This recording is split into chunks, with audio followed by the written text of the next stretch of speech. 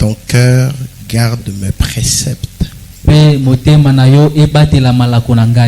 car ils prolongeront les jours et les années de ta vie. Ils augmenteront ta paix. Prions le Seigneur. Éternel Dieu Tout-Puissant, nous voici ton peuple. Nous sommes venus pour t'écouter, entendre la parole qui donne la vie. Alors écarte l'homme du chemin. Toi-même viens parler à ton peuple. Bénis les écritures que nous venons de lire. Vivifie cela dans nos cœurs. Au nom de Jésus-Christ. Amen. Amen. Vous pouvez vous asseoir. Que le Seigneur vous bénisse. C'est un mercredi calme. Il fait un peu chaud. Nous remercions le Seigneur.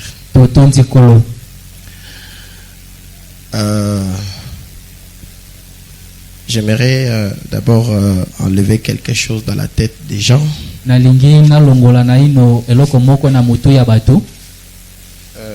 Certaines personnes, quand les frères David prêchaient ici, et surtout quand il parlait un peu ce que nous appellerons un langage de la rue.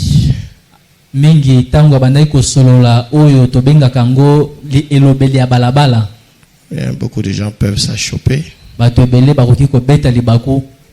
Mais ne vous achoppez pas. Même Jésus parlait un langage de la rue. Est-ce que vous le savez? Jésus parlait un langage de la rue. Et pourquoi Frère Branham dit quelque part, voilà pourquoi les gens ne les comprennent pas aujourd'hui. Dans la prédication mariage et divorce, paragraphe 132, dans la Bible, Isaïe 53. Si vous voulez noter la référence biblique, il y a beaucoup de références bibliques notées en marge ici pour appuyer cela.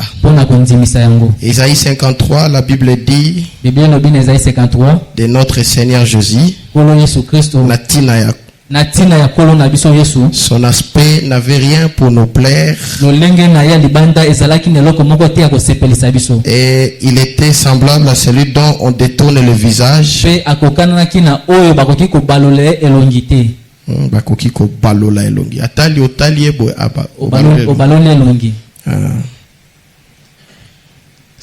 dont on détourne le visage. Frère Branham dit pas vrai. Il ne nous plaisait pas parce qu'il n'était pas beau. C'était probablement un petit homme. Azalaki aux épaules tombantes, au teint rosé,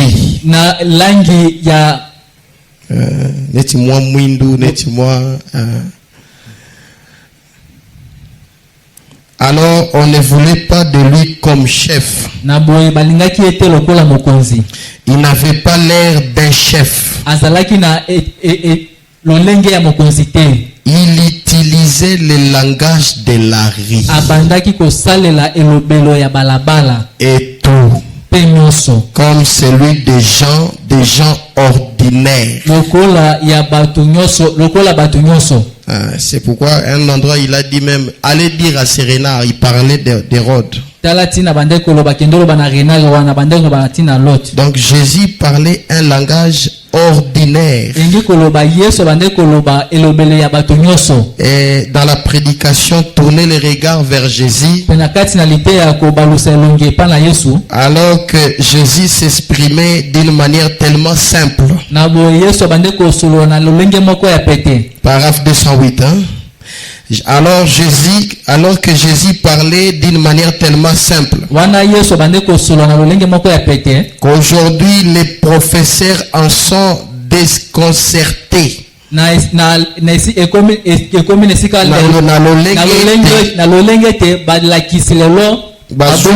Voilà, en effet, ils essayent d'interpréter ça d'après les savoirs et les langages de cette époque-là, alors que c'était le langage de la rue. Donc Jésus parlait un langage de la rue. Même l'anglais de frère Branham était un anglais là un peu compliqué. Alors ne vous en chopez pas. Quand quelqu'un monte ici et il parle un langage de la rue, vous risquez de lui taxer de charnel.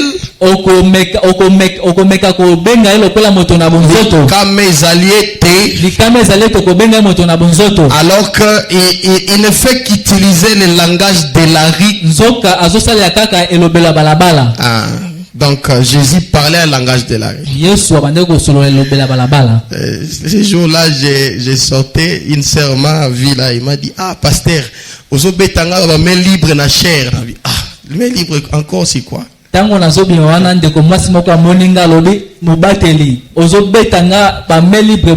Alors bon, j'ai compris que c'est un langage de la rue, un langage quinois. Donc Jésus parlait un langage de la rue. Que cela ne vous achoppe plus. Et vous savez, chacun de nous a sa façon de parler. Je ne parlerai pas comme le frère Gersh. Je ne parlerai pas comme le frère David là-bas. Si j'essaye de parler comme eux, je veux faire ce qu'on appelle l'imitation charnelle. Moi je dois rester tel que je suis. Chacun de nous doit rester tel qu'il est. Dieu nous veut tous comme ça. Que chacun de nous parle à sa manière. Qu'il s'habille comme il veut. Comme il sent dans son cœur. Qu'il se coiffe comme il se sent, mais que ça soit pas des coiffures mondaines. Je ne veux pas que quelqu'un commence à m'imiter ma façon de parler. Ça ne sera pas une bonne chose. Ça sera charnel. Donc nous devons rester original. Alors je ne devais pas prêcher aujourd'hui. Il y a un ancien, il sera là la semaine prochaine. Il est à Isiro. Alors il viendra comme ça. Il est dans le voyage missionnaire. Alors là où il prêchait là-bas, on l'a encore retenu. C'est ainsi qu'il pourra venir la semaine prochaine. Il va quitter le mardi, Dieu voulant. Alors c'est comme ça que nous avons pris sa place pour essayer de parler un tout petit peu. On va essayer de changer, comment on appelle ça, le rythme. Hein? La symphonie.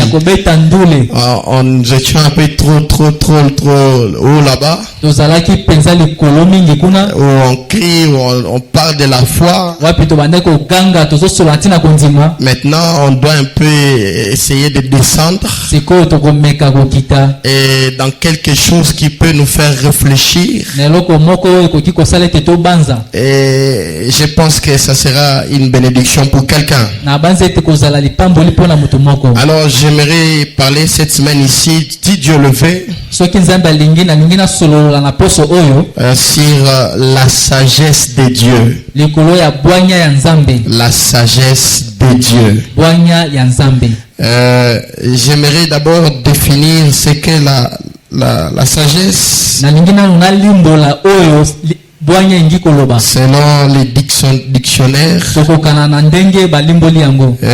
voir ce que la sagesse. Les dictionnaires disent ceci. Elle est une capacité à discerner le bien du mal.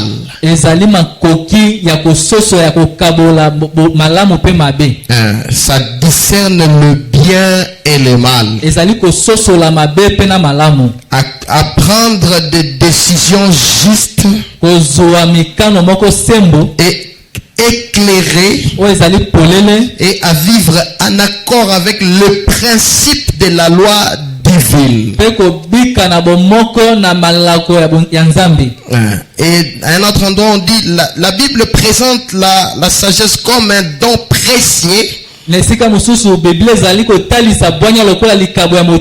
offert par Dieu, souvent associé à la crainte du Seigneur. Vous allez voir que la sagesse est souvent associée à la crainte du Seigneur. Comme nous la lirons ici, que la crainte de l'Éternel, c'est le commencement de la sagesse. Et j'aimerais que nous puissions retenir pendant cette semaine, nous allons parler de l'homme sage et nous parlerons aussi de l'insensé. Et la Bible présente la sagesse comme un don précieux offert par Dieu, souvent associé à la crainte du Seigneur et à la quête de sa connaissance. La sagesse n'est pas simplement la possession des connaissances. Ce sont des définitions, hein? Mais la capacité de les appliquer correctement aux différentes situations de la vie. Et la sagesse, je reprends ça, n'est pas simplement la possession des connaissances, mais la capacité de les appliquer correctement aux différentes situations de la vie. La sagesse biblique est un art de vivre qui glorifie Dieu. La sagesse est un art de vivre qui glorifie Dieu. Approfondir la relation avec lui et se manifeste dans les actions et les paroles du sage. Et la sagesse est également associée à un caractère moral juste, à la capacité de distinguer le bien du mal et de choisir le bien. Idéal supérieur de vie proposé par une doctrine morale ou physiologique comportement de quelqu'un qui s'y conforme. Et nous pouvons citer beaucoup de références comme ça. À un autre endroit, on dit qualité de quelqu'un qui agit avec prudence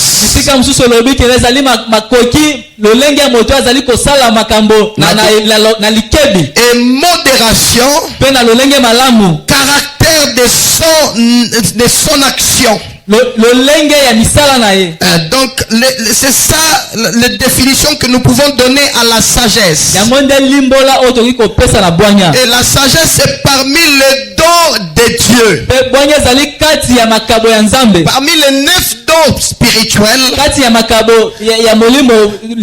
et nous trouvons aussi la sagesse. Et d'ailleurs le plus grand don parmi tous ces dons là, c'est le don de la sagesse. Et vous allez voir que les gens aiment toujours la prophétie, le parler en langue. Le plus grand des dons parmi ces dons, c'est la sagesse. Et nous lisons là où nous avons lu. La Bible dit: mon fils, n'oublie pas mes enseignements, et que ton cœur garde mes préceptes,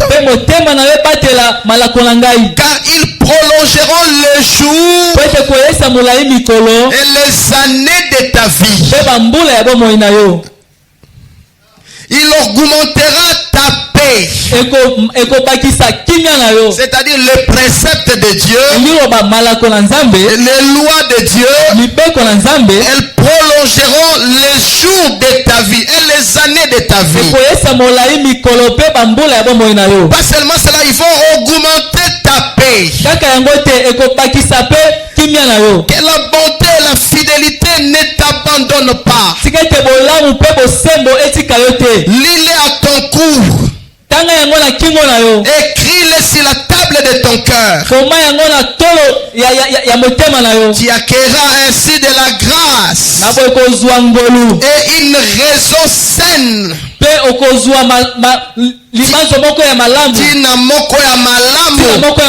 Aux yeux de Dieu et des hommes.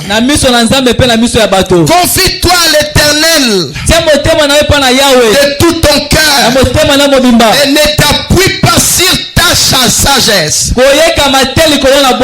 J'aimerais que vous puissiez comprendre, il y a ce qu'on appelle la sagesse de Dieu et aussi la sagesse des hommes. Et la sagesse des hommes, ça éloigne toujours l'homme de Dieu.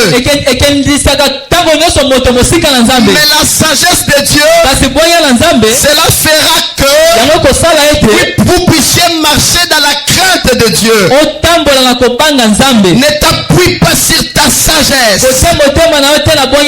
Reconnais-le dans toutes tes voies. Et il aplanira tes chantiers. Ne sois pas sage à tes propres yeux. Crains l'Éternel et détourne-toi du mal. Ça sera la santé pour tes muscles et un rafraîchissement pour tes os. Honore l'Éternel avec tes biens et avec le prémisse de ton revenu. Alors tes greniers seront remplis d'abondance et tes cuves regorgeront de mou. Mon fils, ne méprise pas la correction de l'Éternel. Ne méprise pas la correction de l'Éternel. Et ne t'effraie point de ses châtiments. Car l'Éternel châtie celui qui l'aime. Comme un père, l'enfant qu'il chérit. Et l'homme qui a trouvé la la sagesse. Heureux l'homme qui a trouvé la sagesse. Et l'homme qui possède l'intelligence. Car le gain qu'elle procure,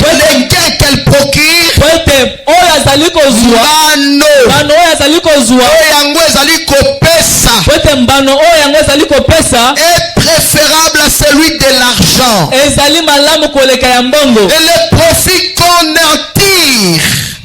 le profit qu'on en tire de cela vaut mieux que l'or. Elle est plus précieuse que le perle. La sagesse est plus précieuse que le perle. Elle est plus précieuse que l'or. Plus précieux que l'argent. Elle a plus de valeur que tous les objets de prix. Dans sa droiture, dans sa droite, naye sagesse est une longue vie. Et dans sa gauche, la richesse et la gloire. Nous comprenons ce que nous sommes en train de lire. Amen. Amen. En tout cas, ce n'est pas une prédication qui va vous faire sauter. Mais ça doit nous amener à la réflexion. Parfois, nous demandons des choses inutiles. Alors que la véritable chose que nous devons demander, les véritables choses que nous devons demander, par exemple, la sagesse, nous devons réclamer, demander cela à Dieu. Vous savez, quand vous avez la sagesse, vous allez vous comporter différemment des autres. Vous serez un homme qui se retient. Et dans sa droite est une longue vie. Et dans sa gauche, la richesse et la gloire. Ces voies sont des voies agréables. Les voies de la sagesse sont des voies agréables. Et tous ces chantiers sont paisibles. Elle est un arbre de vie. Pour ceux qui la saisissent, elle est un arbre de vie. Pour ceux qui la saisissent. Et nous savons bien tous ici, il n'y a qu'un seul qui est l'arbre de la vie, qui était dans le jardin d'Éden là-bas. Et c'est Christ lui-même. Elle est un arbre de vie. Pour ceux-là qui la saisissent. Et ceux qui la possèdent sont errés. Ceux qui possèdent la sagesse sont errés. C'est par la sagesse que l'Éternel a fondé la terre.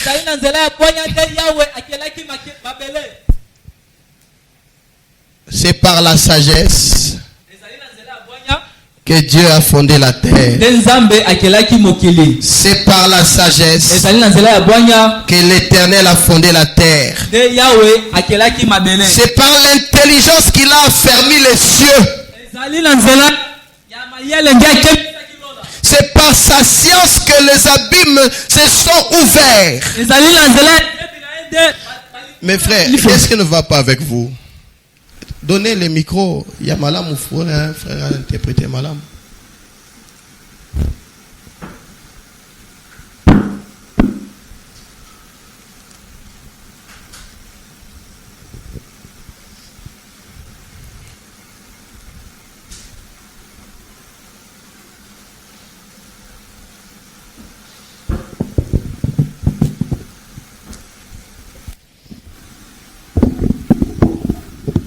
C'est par sa science que les abîmes se sont ouverts. C'est par sa science que les abîmes se sont ouverts. Et que les nuages distille la rosée. Mon fils, que ces enseignements ne s'éloignent pas de tes yeux. Garde la sagesse et la réflexion. Elles seront la vie de ton âme et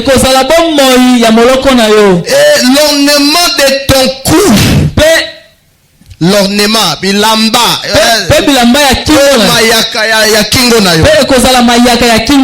l'ornement de ton cou. Alors tu marcheras avec assurance dans ton chemin et ton pied n'errera pas. Si tu te couches, tu seras sans crainte. Et que quand tu seras couché, ton sommeil sera doux. Ne redoute ni une terreur soudaine, ni une terreur soudaine, ni une attaque de la part de méchants. Car l'Éternel sera ton assurance. Et il préservera ton pied de toute embûche. Quelle est cette chose-là? Quand vous l'avez, vous possédez la vie. Quelle est cette chose-là? Quand vous l'avez, vous avez la paix. Elle prolonge tes années. La sagesse. Quelque part, la Bible dit la sagesse a bâti une maison. Elle a 7 colonnes. La sagesse. Dans la prédication, la sagesse contre la foi. Paragraphe 47, frère Branham dit: ainsi la sagesse c'est laquelle je veux que vous soyez fixés avant que nous commencions. Il y a une sagesse de Dieu, et la sagesse de Dieu consiste à s'attenir à sa parole. La sagesse de Dieu consiste à s'attenir à sa parole. Peu importe ce que le monde dira, vous vous attenez à la parole de Dieu. Tout autre terrain c'est du sable mouvant. Sur Christ la parole, le rocher solide je me tiens. La sagesse de Dieu consiste à s'attenir à la parole. Mais Satan par sa sagesse a essayé de tordre la parole. C'est donc de cette sagesse que je veux parler. C'est donc de cette parole de sagesse que je veux parler. La parole ou la sagesse de Dieu, c'est de s'en tenir à la parole. Et c'est même ça la sagesse même de Dieu. Et dans la prédication, l'amour divin et la grâce souveraine. Paragraphe 25, frère Branham dit: la sagesse du monde est folie aux yeux de Dieu. Un endroit, frère Branham dit, Dieu ne détruit pas le monde. C'est l'homme lui-même, par ses recherches scientifiques, c'est l'homme lui-même, en mangeant l'arbre du connaissance du bien et du mal, l'arbre de la connaissance mondaine, c'est l'homme lui-même qui se détruit. C'est par la sagesse de l'homme que l'homme se détruit lui-même. Remarquez ce qu'ils ont fait avec le coronavirus. Ce sont les recherches scientifiques de la sagesse de l'homme qui a fait que cela a amené cette maladie coronavirus. L'homme ne détruit Dieu. Dieu ne détruit rien. C'est l'homme qui se détruit lui-même. L'homme a fabriqué des armes. Les armes. Minduki. Les armes. Ce n'est pas pour tuer les animaux. C'est simplement pour tuer son frère. Donc l'homme se détruit lui-même. Et le frère Branham dit que la sagesse de l'homme est folie aux yeux de Dieu. C'est vrai. Peu importe le degré de sagesse que vous avez, vous êtes toujours fou aux yeux de Dieu. Et quelquefois, la sagesse de Dieu paraît une folie à l'esprit humain. C'est ainsi qu'elles sont opposées l'une à l'autre. La loi qui possède un nombre.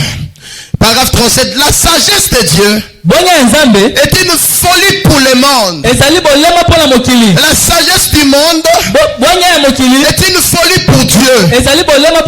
Mais ceux qui peuvent arriver quelque part avec Dieu doivent accepter la parole de Dieu. Si tu veux arriver quelque part avec Dieu, tu dois accepter la parole de Dieu et déclarer que la chose est ainsi. Et déclarer que la parole de Dieu est vraie. Frère, cela vaincra le diable partout. Qu'est-ce qui vaincra le diable partout? C'est la parole de Dieu. Ça vaincra le diable partout. Cela guérira chaque maladie qui est dans cette salle. Alléluia. Cela guérira chaque maladie qui est dans cette salle. Cela donnera à tout le monde qui est ici le baptême du Saint-Esprit. C'est la promesse qui vous a été faite. La parole de Dieu, c'est Dieu lui-même. Et Dieu lui-même est la source de toute sagesse. Il est la sagesse elle-même. Alléluia. Amen. Merci Seigneur. Dans Proverbe chapitre 8, la Bible nous dit ceci.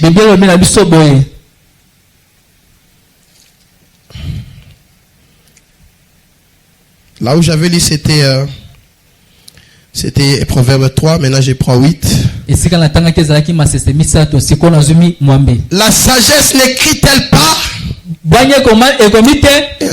Crie.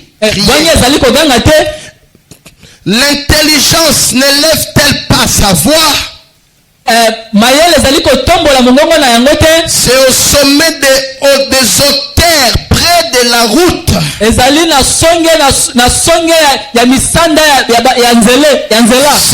la croisée des chemins qu'elle se place. À côté des portes à l'entrée de la ville. À l'intérieur des portes. Elle fait entendre ses cris. Homme, c'est à vous que je crie.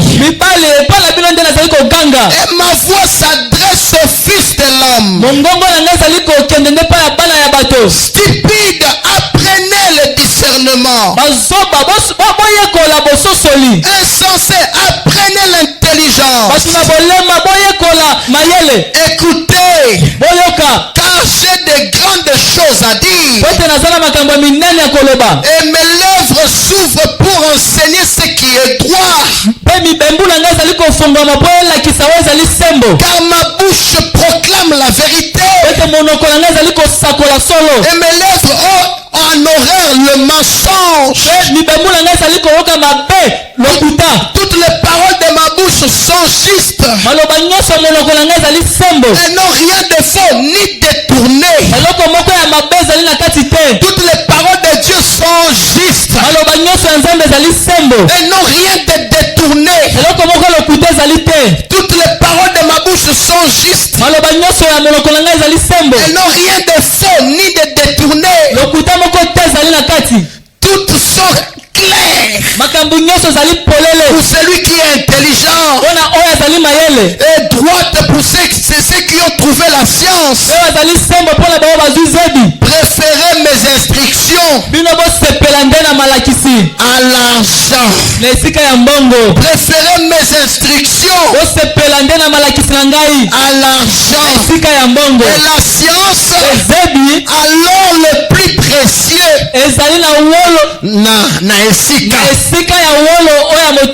Car la sagesse vaut mieux que le perle. Elle a plus de valeur que tous les objets de prix. Elle a plus de valeur que tous les objets de prix. La sagesse.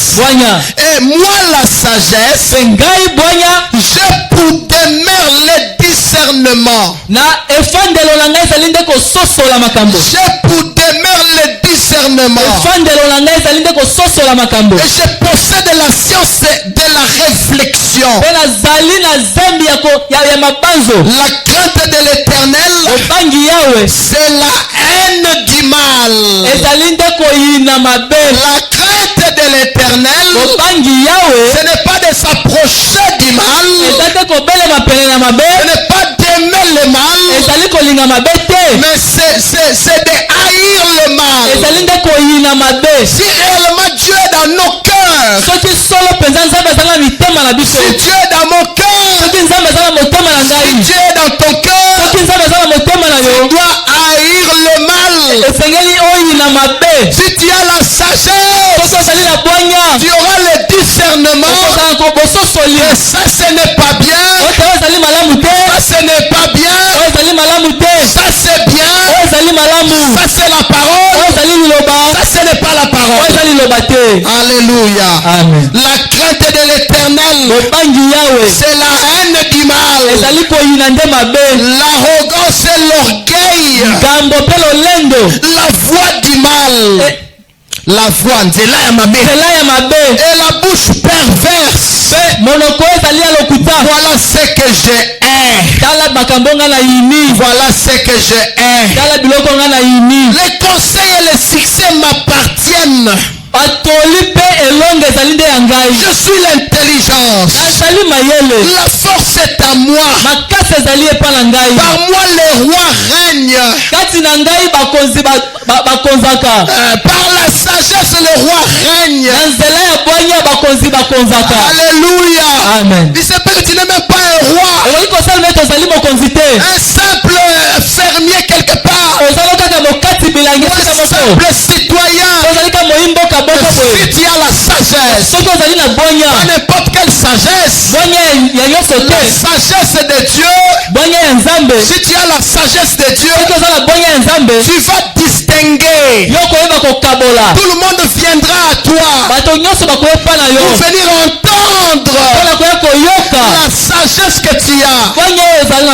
Pourquoi même la reine de Séba et tout le monde quittait leur pays.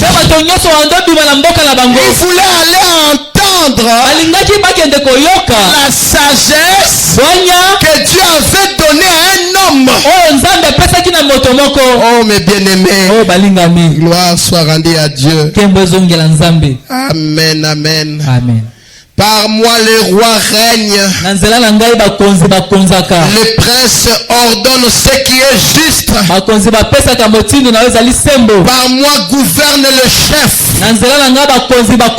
Les grands et tous les juges de la terre. Écoutez, j'aime ceux qui m'aiment.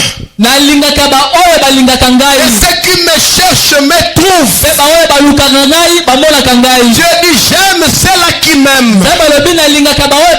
Et ceux-là qui me cherchent me trouvent. Avec moi sont la richesse et la gloire.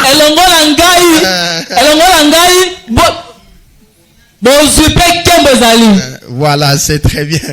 Avec moi sont la richesse et la gloire.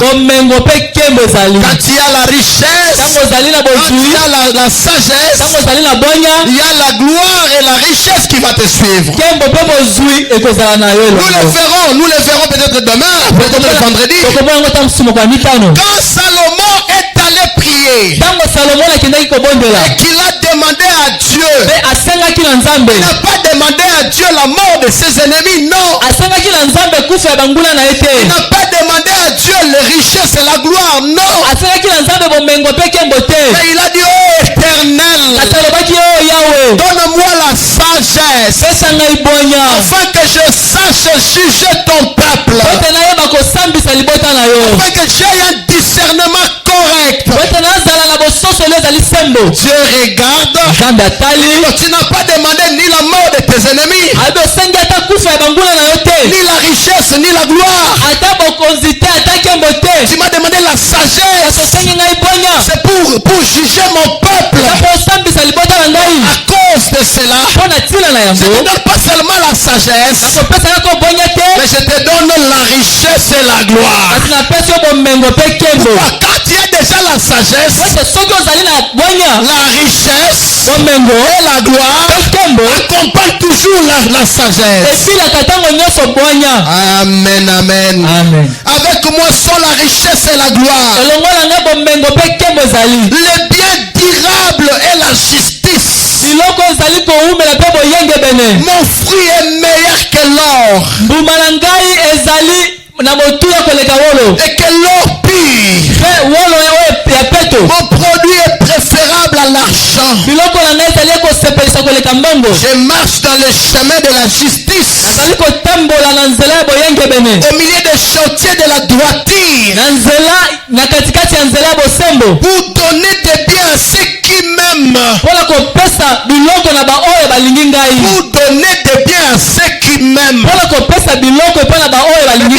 Aimons le Seigneur, parce que c'est sa promesse. Si nous l'aimons, il nous aimera et il nous donnera le bien. Amen. Pour donner des biens à ceux qui m'aiment, et pour remplir leurs trésors. Et l'Éternel m'a créé le premier de ses œuvres. Moi la sagesse, l'Éternel m'a créé la première de ses œuvres. Avant ses œuvres les plus anciennes, j'ai été établi depuis l'éternité, dès le commencement, avant l'origine de la terre. Je fus enfanté quand il n'y avait point d'abîme, point de source chargée d'eau, avant que les montagnes soient affermies, avant que les collines existent. Je fus enfanté et il n'avait encore fait ni la terre ni les campagnes, ni les premiers atomes de la poussière du monde. Lorsqu'il disposa les cieux, j'étais là. Lorsqu'il traça un cercle à la surface de l'abîme.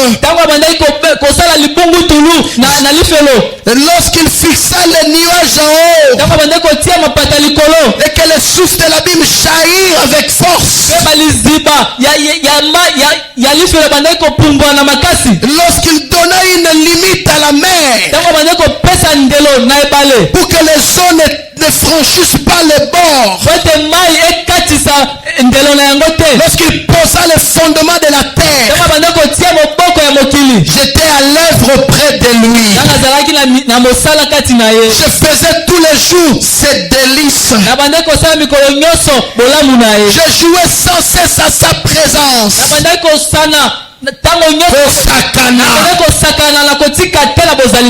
Jouant sur les globes de sa terre, et trouvant mon bonheur parmi les fils de l'homme. Et maintenant mes fils, écoutez-moi. Heureux ceux qui observent me voient.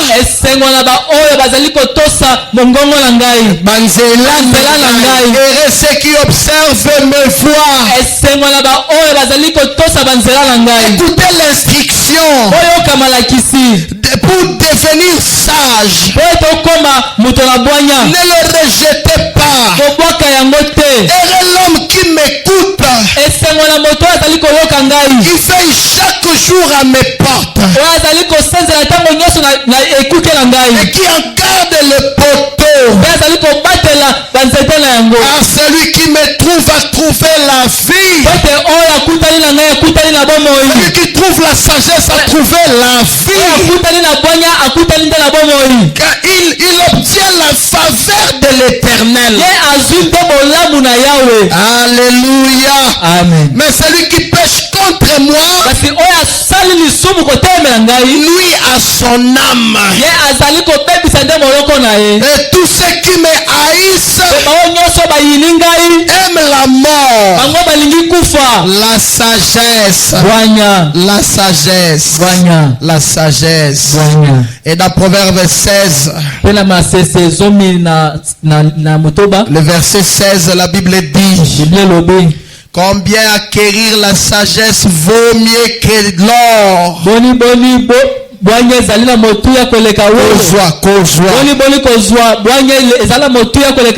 Combien acquérir l'intelligence est préférable à l'argent. Proverbe 16, 22, la sagesse est une source de vie. Pour celui qui la possède.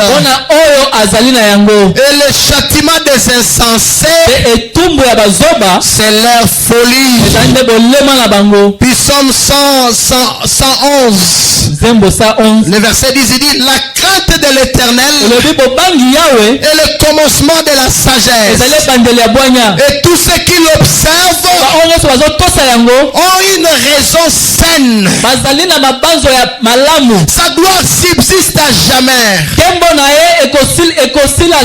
Proverbe 1:7, la crainte de l'Éternel est le commencement de la science. Et le commencement de la sagesse.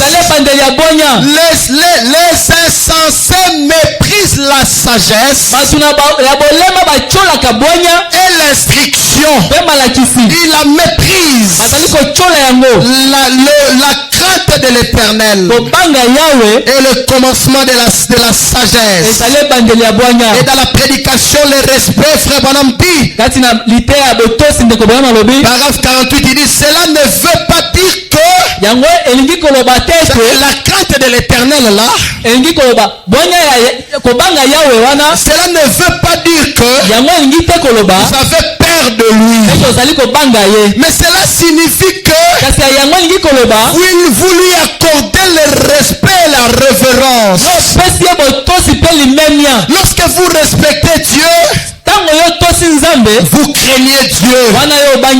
Vous craignez de lui déplaire en quelque chose.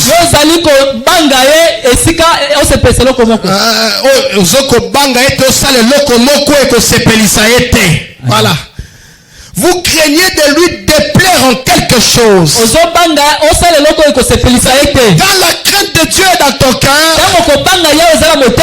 vous avez peur de faire quelque chose qui va déplaire au Seigneur. Parce que vous avez la crainte. Parce que vous lui respectez. Vous avez peur de déplaire en Dieu. Vous craignez de faire quelque chose de faux. Vous ne voudrez pas le faire. La sagesse, c'est le commencement de la crainte de l'Éternel, c'est le commencement de la sagesse.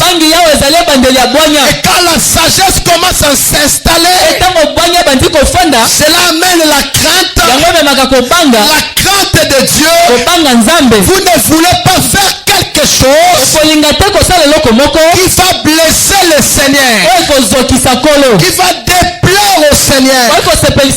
Et combien de fois nous faisons des choses ici qui déplaisent au Seigneur? C'est parce que seulement nous n'avons pas la crainte de Dieu. Parce que nous n'avons pas la sagesse. On se comporte n'importe comment. On foule sa parole aux pieds. Et ça nous dit absolument rien. On vient aussi à l'église. On danse, on chante. Et on sort. Et la vie continue comme ça. C'est parce que la crainte de l'Éternel n'est pas là. N'est pas là. Les gens pensent que le fait de croire le message ou le fait de toucher des brochures, de se promener avec ça, cela suffit. Non monsieur, cela ne suffit pas. La parole de Dieu elle-même, ça doit nous donner la crainte de Dieu. On ne doit pas se comporter n'importe comment. Je vais continuer. Je crains ma mère. Je crains ma femme. Je crains mon église. Je crains tous les serviteurs de Dieu. Soucieux de ne pas mettre sur leur chemin une pierre d'achoppement. Je crains les gens. Je crains les gens de la ville. Soucieux de ne pas faire quelque chose de faux qui leur fera penser que je ne suis pas un chrétien. Vous voyez, vous devez, avant de pouvoir avoir du respect, vous devez avoir de la crainte. Dieu exige cela. Il réclame le respect. Oui, Dieu le réclame. La crainte l'amène.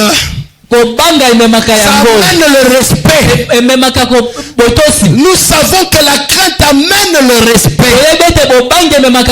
Le message de grâce. Paragraphe 84, Frère Branham dit: la grâce de Dieu est arrivée au temps de Noé, comme c'est arrivé à notre temps aujourd'hui. La grâce de Dieu est arrivée aussi à notre temps. Noé n'était qu'un homme ordinaire. Lui et sa famille.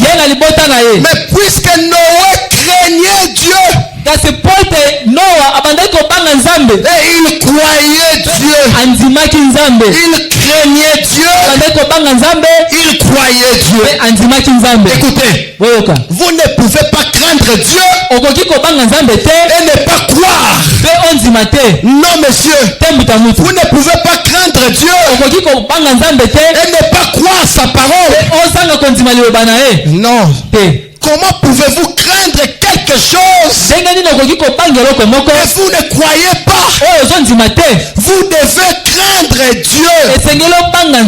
Je le répète, vous devez craindre Dieu. Dieu. Salomon a dit, le commencement de la sagesse, c'est la crainte de Dieu. Maintenant, en craignant Dieu, vous commencez à avoir de la sagesse. Quand on commence à craindre Dieu, en ce moment-là, vous commencez à avoir de la sagesse. Noé craignait Dieu. Malgré la grâce qu'il avait trouvée, mais cela faisait que Noé puisse craindre Dieu. Si tu as trouvé grâce aux yeux de Dieu, tu vas craindre Dieu.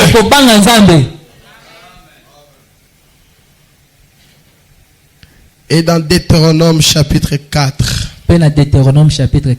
je crois qu'on va s'arrêter là. Nous allons aller avec ça petit à petit. Les versets 4 et 6.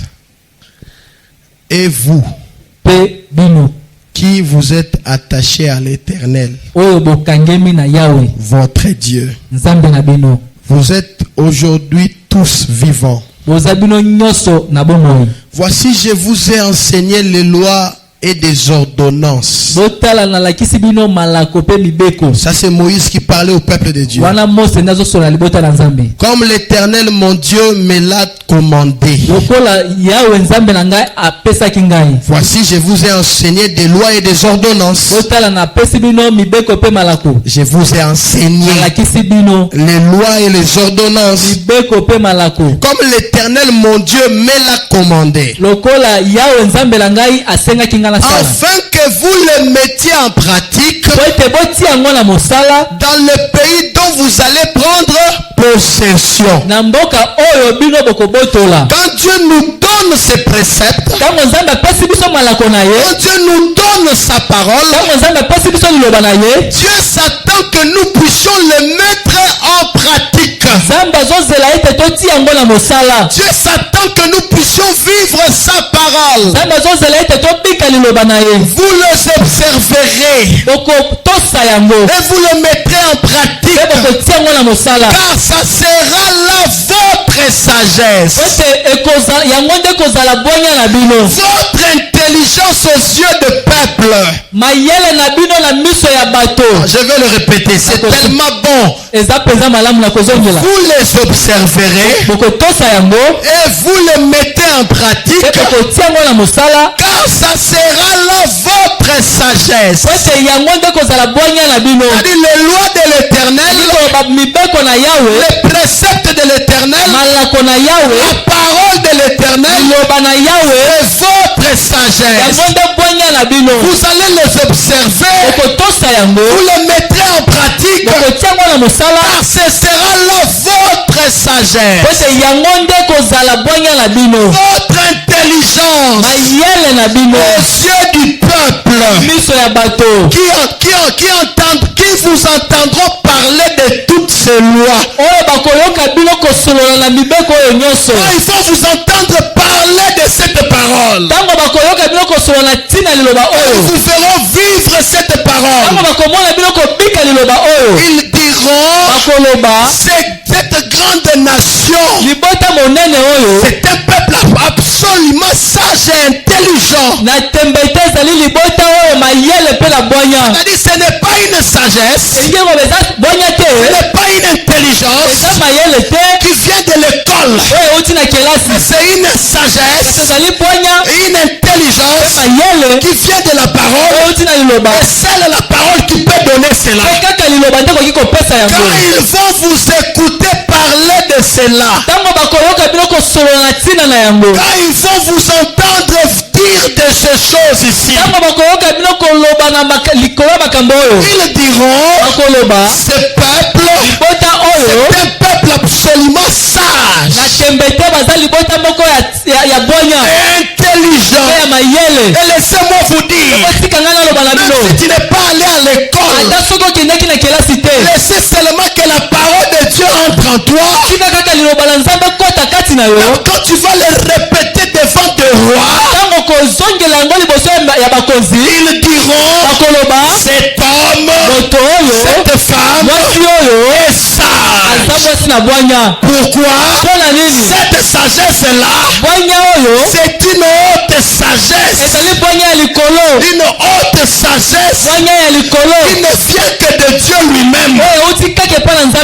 Oh mes bien-aimés, moi pour la première fois, j'étais encore un catholique, un servant de messe avec le prêtre. J'avais rencontré un jeune homme, on étudiait avec lui. Il priait dans l'église de Bima. Quand on se mettait avec lui, il nous lisait la parole, il récitait, il nous parlait de l'Apocalypse. Là où moi j'étais, je disais, quel enfant intelligent comme ça. J'aimerais être comme lui. Mais aujourd'hui, gloire soit rendue à notre Dieu.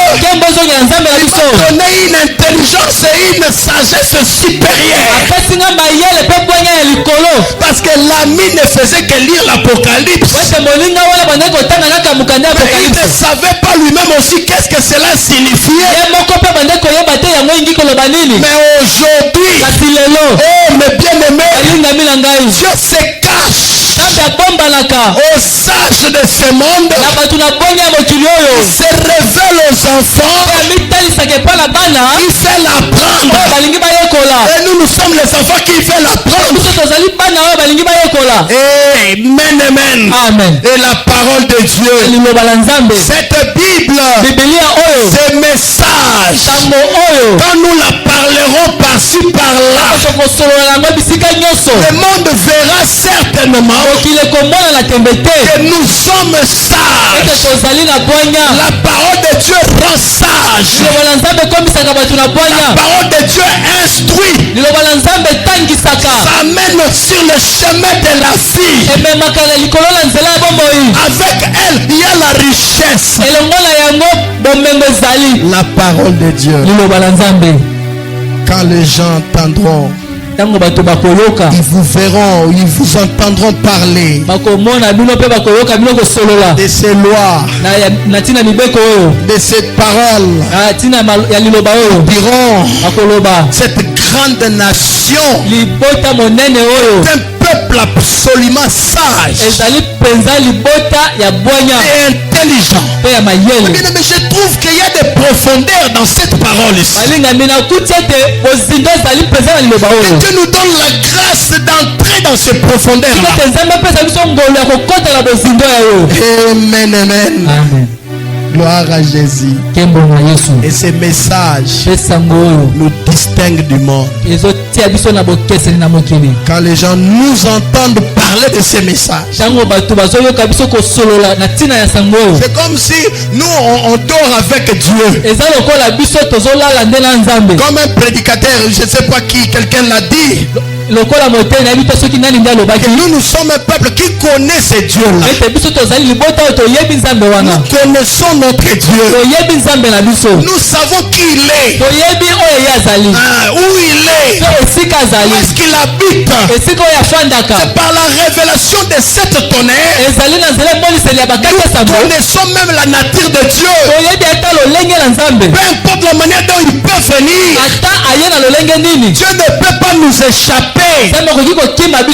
Oui mes frères, il peut changer de masque, mais il ne changera jamais son caractère. Alléluia. Amen. Et Jacques dit ceci. Il dit, si quelqu'un d'entre vous manque de sagesse, qu'il la demande à Dieu, qui donne à tous simplement et sans reproche, et lui sera donné. Mais qui qu'il le demande avec foi, sans douter, car celui qui doute est semblable au flot de la mer, agité par le vent et poussé de côté et d'autre. Tel homme ne s'imagine pas qu'il recevra quelque chose du Seigneur. C'est un homme irrésolu, inconstant dans toutes ses voies. Si quelqu'un manque de la sagesse, qu'il le demande à Dieu. La sagesse de Dieu. Et mes frères, vous saurez comment discerner. Vous saurez ce qui est bien. Vous n'allez pas vous précipiter dans les choses. Vous allez avoir le temps d'observer la chose. Est-ce que la chose ici où je vais entrer, est-ce que c'est vraiment ça? Vous ne serez pas pressé. La sagesse, elle crie. Elle crie. Elle se met au croisé des chemins. La sagesse. Nous allons nous lever. Alléluia.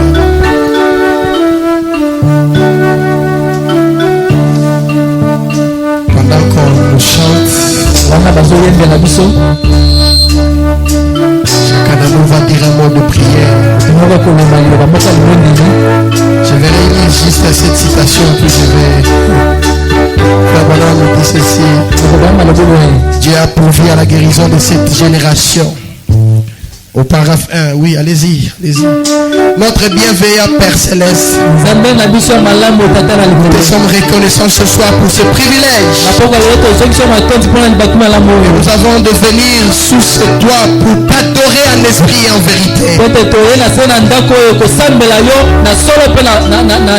Et maintenant puisse le Saint-Esprit qui nous a promis de rester avec nous pour toujours manifeste Jésus-Christ ce soir. C'est notre prière dans la puissance de sa résurrection. Bénis toutes les nécessités ce soir.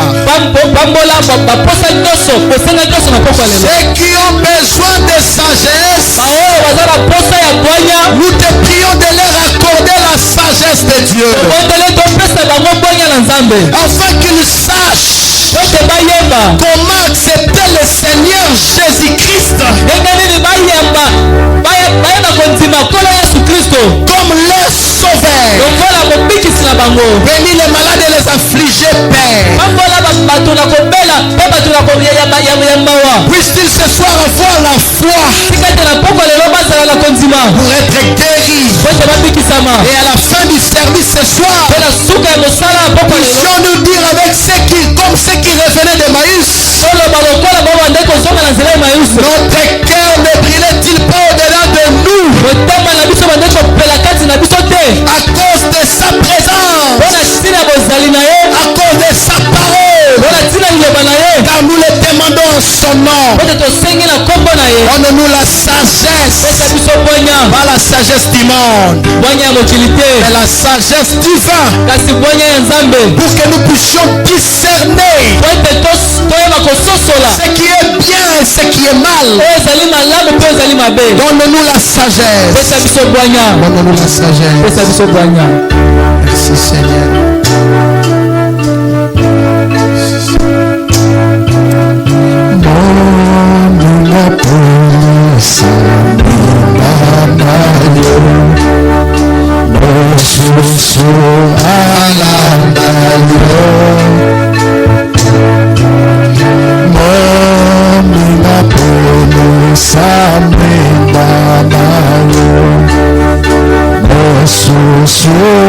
Alanda